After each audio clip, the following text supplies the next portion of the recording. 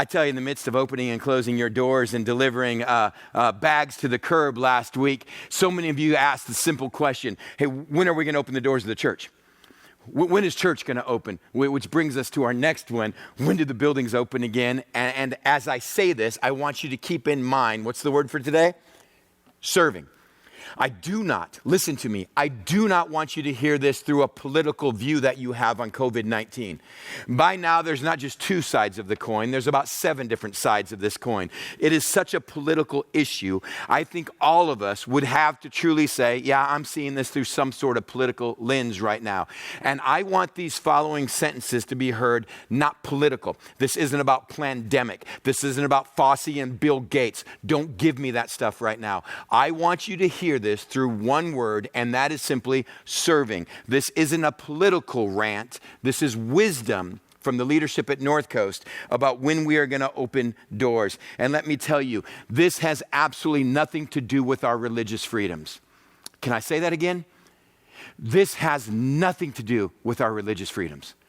The moment our local government, our county government, our state or federal government says large groups can meet everywhere except for churches, this is a religious freedom issue. And I promise you, the leadership of this church will take a very different stance. But right now, this is about wisdom, not about our religion. Our county, our government, our church has never closed North Coast. And as these figures have just demonstrated, you cannot close the church. They simply closed buildings for good reasons. So in the days and weeks to come, when you hear about doors opening for buildings, when you hear about churches trying to push in the next couple of weeks to open doors, that is their right.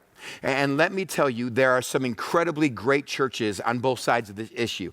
Great churches that say we got to get our doors open in the next 2 weeks. Let me tell you why your church, North Coast, will not be one of those. And it all comes down to one word. Are you getting this right now? So let me run through this. Right now, to open our doors, we have to do so much in the area of social distancing paradigms to make sure we're protected. People can't touch, they can't hug, they can't shake hands. You have to have masks on. We greatly reduce the amount of people that can be in one of our programs.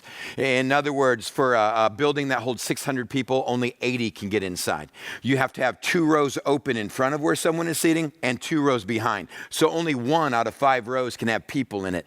In that row of people, you can have a family of 4 sitting together, but 4 open seats before someone else. So 4 seats, a couple of 2, 4 seats, another couple of 2, and that's it. 8 people for a row of 20, in other words.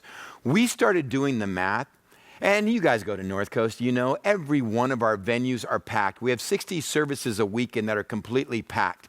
And if we're going to cut that number down and do social distancing, we have to offer 420 services a weekend. Did you catch that number? 420 services a weekend if we allow the 6-foot rule and people not sitting together in open rows in front and behind. And can I tell you what a bad product we'd be rushing to put out?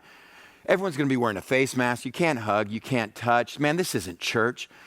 Let me tell you how we're also going to serve our community and saying we're going to want to be one of the last to open, not one of the first. You're not going to be allowed to worship.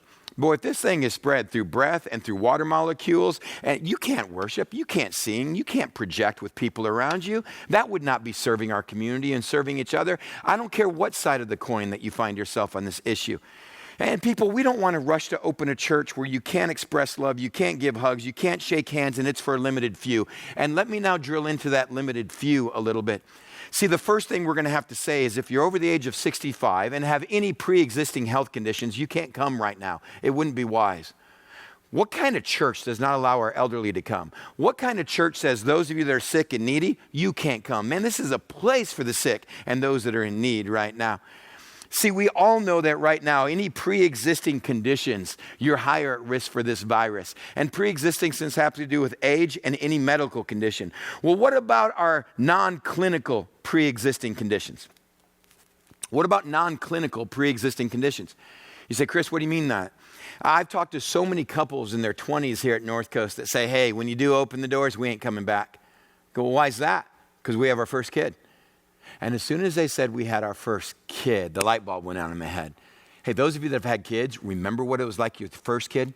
I immediately flashed back to Amy and our first child. Heck, I wasn't allowed to pick up or touch Sailor for the first 4 months, let alone be around strangers with a virus going on.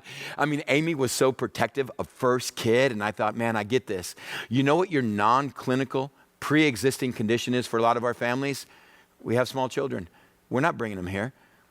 If our public schools aren't allowed to open right now and put kids in the classroom, what are we doing as a church saying we are going to jam our Sunday school classes full of kids? And what young parents are going to bring their kids and say, put my kid in there with 80 other kids? I don't know what family they come from, where they've touched, what they've sucked on or slobbered on. Just put them in there. People, it's not going to happen. We saw brother and sister churches in Texas this last week do this pandemic opening with social distancing standards in mind. And they did surveys of their congregants, mega churches in Texas. 2/3 of their people said, we don't want to show up to a program like that. And so we started looking at that going, why are we rushing to put together a bad program? You know what other pre-existing non-clinical conditions are? So many of you are taking care of elderly moms and dads. So many of you right now have a loved one at home that does have another medical condition. And you go, I don't want to be out in public because of what it might bring back to them. And we want to be sensitive of that. I was talking to one of my African-American pastors this past week because some comments I said on a webinar 3 weeks ago about why North Coast is in no rush to open these doors. And 4 pastors now from the African-American community have talked to me in the last 5 days and said, Chris, thank you. Thank you for being a white leader that's speaking on our behalf. And I said, I don't even get what you're talking about.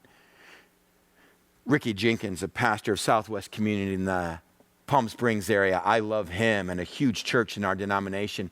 He said, Chris, I have a pre-existing condition. And I said, what is it? And he says, I'm black. You see, you like me, if you've been following this pandemic more than ever before, you've had a little fact in your head. For a myriad of reasons, COVID-19 disproportionately affects the African American community far more than the Caucasian community. You see, church, I had that as a fact in my head. I never had that as a feeling until I talked to the African American pastors who are wondering why white churches are in such a rush to open when they're trying to protect their community. And can I just say this? I don't know if it's apology. It's just a statement. I think like a white guy in America. That's the way I've always thought. And thank God for friends in other ethnic communities right now that said, we are taking this far more serious. Have you ever thought about us and our people? And I had to apologetically say, no, I had a fact in my head that you're disproportionately affected. I never had that as a feeling. Man, if our word for today is serving, what are we doing to so many other ethnicities in our community saying we're in a rush to open when everything in their heart and family is saying we don't want to be around crowds right now? You see, I don't want to be a church that rushes to open its doors and sparsely fill auditoriums with a bunch of 20 to 30-year-old Caucasians who think they're healthy, who can't touch, who can't sing out loud, and we're going to call that church. You see, I read you facts at the beginning of this message of how you have served the community. Let me tell you, North Coast, how we prolong our opening is going to tell our community how we actually love them and we're considering them. Why are we getting ahead of their schools and their crowd gathering just to fill our auditoriums? And see, we just don't want to go there. Church has never been closed, only our buildings. Here's what my dream is. My dream is that we've actually put money where our mouth is. We have been saying for years, North Coast is not about the weekends. We have been saying for years, North Coast is about what happens in homes during the week, not what happens in our crowds. We have been saying for years, church happens in circles, not in rows. Church happens where you can have dialogue, not just in monologue. Church happens in homes, not buildings. Oh, my dream is, my hope is, and we all know things can change every week, that for the next few months, we're allowed to meet in groups of 20, 30, maybe up to 50 here in California. And my dream is we start resembling the good part of the church in Acts. We start having home church. We start having viewing parties. We invite all of you. Don't watch church alone unless there's a reason for you and your family that's wise, and then stay with wisdom. For the rest of you, start watching in your life group. For the rest of you, start watching with friends and neighbors and get small groups in homes and have viewing parties, have barbecues in church, have Sunday brunch and church. Start inviting over people. And you know what's going to happen? We're going to start connecting and in conversation. It's easy on our large campuses to come in 10 minutes after service start, to slink in somewhere in the third or fourth song to catch a message, and in the closing prayer, rush back to our cars so we can beat the traffic and never really connect. That will be hard to do in living rooms, won't it? You're going to have to show up and have small talk. You're going to have to show up and you're going to have to invest in people and listen to them try to invest in you. Afterwards, you can't just run away. You have to sit around and have small talk. And connection is going to start to happen. And we're going to be about churches that happen in homes. Oh, church, let me tell you, that is my passion and that is my dream. 1 Peter 5 has given us as leadership a very clear command of God. It says, now to the elders of the church, I want you to understand that you are shepherds of God's flock. Protect the sheep. So in this day and age, where the sheep haven't been allowed to all gather out in the field, they've all been closed up in barns. I don't want to be the shepherd that goes, how soon can we open the gates? How soon can we get them all back out in the field? How soon can we get them all back together? When I know there has been a danger out in the field, why would I rush to put sheep back out like that? And your leadership here says, we won't be the first church to open. We'll be one of the last. We want to make sure that field is clear.